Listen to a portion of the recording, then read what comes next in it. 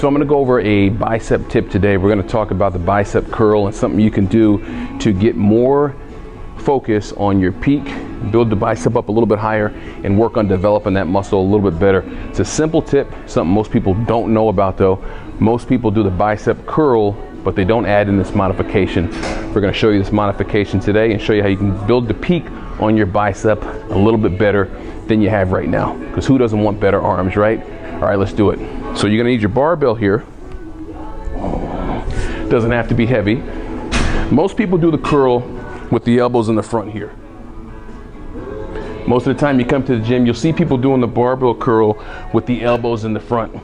This isn't necessarily wrong, but if you want to get the most out of this exercise, bring the elbows back behind the hips, close to the body. As you can see already, that is giving you a little bit more of a squeeze and a contraction on the bicep to give you a little bit more of a peak and develop your biceps fuller. Let me come to this side.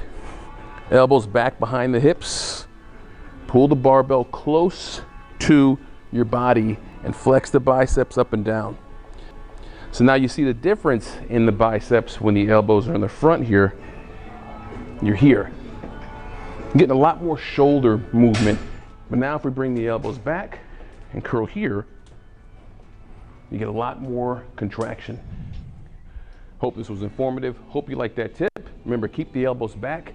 Repetition range on this is always a little bit higher. You don't have to do low reps and heavy weight with the biceps. It's a pretty small muscle.